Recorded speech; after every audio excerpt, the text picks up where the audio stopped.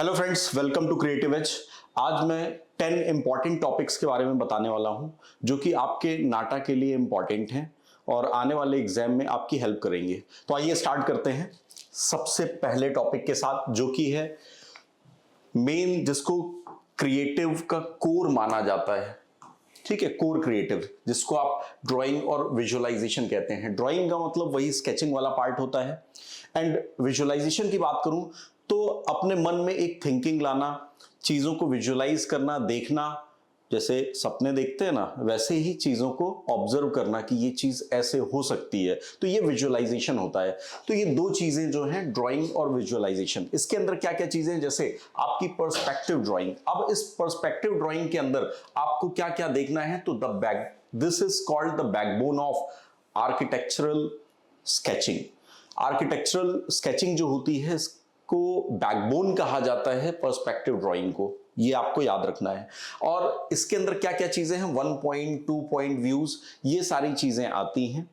Next, अगर मैं बात करूं 3D कंपोजिशन, इसकी बात करूं तो ये आपकी एबिलिटी को टेस्ट करता है।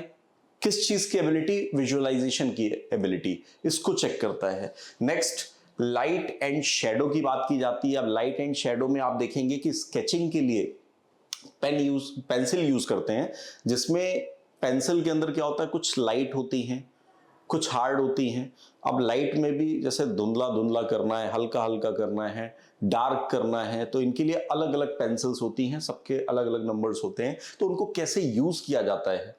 नेक्स्ट, टेक्सचर और मटेरियल रेंडरिंग। इसकी अगर मैं बात करूं तो इसके अंदर ब्रिक्स, ग्लासेस, वुड, वाटर, इन सब की बात होती है। तो ये इंपॉर्टेंट टॉपिक, ये 4 इंपॉर्टेंट टॉपिक जो हैं, ये आते हैं आपके मेन जो कोर होता है, ठीक है, जिसको क्रिएटिव कोर बोला जाता है, जो ड्राइंग और विजुअलाइजेशन का पार्ट है। नेक्स्ट, अगर मैं बात करूं तो अगला है आपका लॉजिकल ब्रेन। अब लॉजिकल ब्रेन की बात आ रही है, जहां पे आपके लॉजिक्स काम आएंगे, आपके ब्रेन के लॉजिक्स जो है वो काम करेंगे।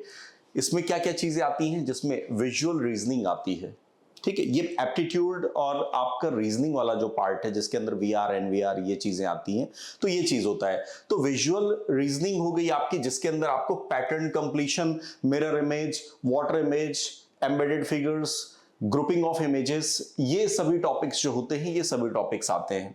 नेक्स्ट मैं बात करूं आर्किटेक्चरल अवेयरनेस की, तो आर्किटेक्चरल अवेयरनेस के अंदर कौन से टॉपिक मेन माने जाते हैं, तो जैसे आपको आर्किटेक्चर देखना है, ताजमहल का कैसा आर्किटेक्चर है, बुर्ज खलीफा बना हुआ है, उसका क्या आर्किटेक्चर है, प्लस किन आर्किटेक्ट ने इनको बनाया है, क्या उनका कोर एरिया था, मतलब किस कोर चीज पे इन्होंने वर्क किया है, ये सारी चीजें आ जाती हैं आपकी आर्किटेक्चरल अवेयरनेस के अंदर।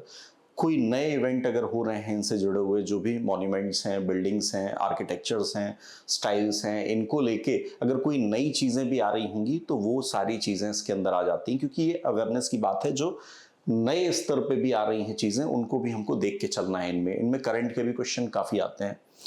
नेक्स्ट, कलर थ्योरी की बात करूं तो कलर में आपको देखना है प्राइमरी क्या हो गया, सेकेंडरी कलर क्या हो गया, वार्म, कूल, ये सारी चीजों को देखा जाता है। तो ये चीजें आपकी 7th नंबर, या मैं कह दूं कलर थ्योरी के अंदर आता है। तो ये सारी चीजें आपकी लॉजिकल ब्रेन, मतलब आपके ब्रेन के लॉजिक्स को चेक करता है ये। नेक्स्ट, अगर मैं बात करूं लास्टली, अगर हम चलें तो वो है न्यूमेरिकल एज। इस न्यूमेरिकल एज के अंदर कौन से टॉपिक होते हैं, आपका पूरा प्योर मैथमेटिक्स का पार्ट है। अब प्योर मैथमेटिक्स के पार्ट में अगर मैं जाऊं तो ज्योमेट्री का पोर्शन, ज्योमेट्री का पोर्शन हमेशा से आप देखेंगे तो सबसे कोर पोर्शन माना जाता है, जिसके अंदर कोऑर्डिनेट भी आती है। ठीक है, उसके अलावा स्ट्रेट लाइंस वगैरह जो हैं, ये भी इसी के अंदर डाल दिया गया है। पूरा पॉलीगन्स जितने हैं ये पूरे आते हैं इसके अंदर, और सर्कल्स, ट्राइंगल्स। नेक्स्ट, और भी कई एसेंशियल्स, 2D 3D वाला पार्ट जो है, वो सभी आ जाते हैं आपके ज्योमेट्री के अंदर। नेक्स्ट, मेंसुरेशन के अंदर, जिसके अंदर आपके area, volume, surface area, lateral surface area जिसकी बात कर रहा हूं। Next, curve surface area, total surface area, ये सारी चीजें जो कैलकुलेट होती है आपकी, ये मेंसुरेशन के अंदर होती है। तो मेंसुरेशन वाला टॉपिक भी अपने आप में एक इंपॉर्टेंट टॉपिक माना जाता है, क्योंकि ये स्कोरिंग टॉपिक है। ये दोनों ही टॉपिक सबसे ज्यादा पूछे जाने वाले, प्लस स्कोरिंग है। नेक्स्ट, बात करें ट्रिग्नोमेट्री। देखिए, ट्रिग्नोमेट्री जो है अपने आप में अगर देखा जाए 2-3 टॉपिक अपने साथ रखती है। एक हाइट एंड डिस्टेंस आपने देखा होगा, ट्रिग्नोमेट्री का ही पार्ट हो जाता है, क्योंकि उसके पूरे क्वेश्चंस इसी से सॉल्व होते हैं।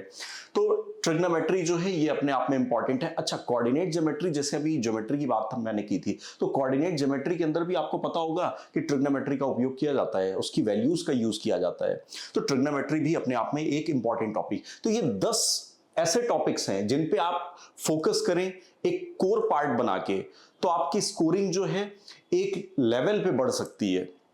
दैट्स वाई इनको आप सबसे पहले टारगेट करें, इनको ज्यादा फोकस करें।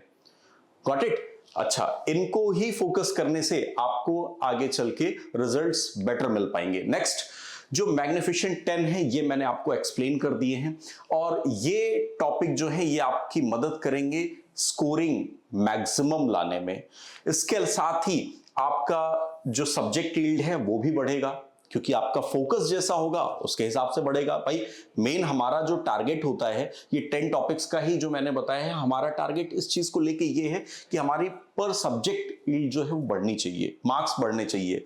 और हमेशा याद रखना फोकस जो है वो क्वालिटी पे किया जाता है, क्वांटिटी पे नहीं। मैंने कहा ना, आप 25 क्वेश्चन सॉल्व करो, 25 क्वेश्चन अगर सॉल्व करते हैं उनमें 23 क्वेश्चंस जो है मान लीजिए राइट हो जाए, तो वो ज्यादा बेटर होगा एज कंपेयर टू कि आपके 25 के 25 आपने अटेम्प्ट किए, उसमें से 20 ही राइट हो पाए। क्योंकि जहां माइनस मार्किंग होती है वहां प्रॉब्लम होती है, माइनस मार्किंग में प्रॉब्लम आती है। दैट्स वाई आपको फोकस क्वालिटी पे हमेशा करना चाहिए, क्वांटिटी पे फोकस नहीं करना चाहिए। And at the end of the day याद रखना कि मौका जो है सभी को एग्जाम देने का एक बार ही मिलेगा, और उसी में आपको टारगेट करके आपको एग्जाम निकालना होगा।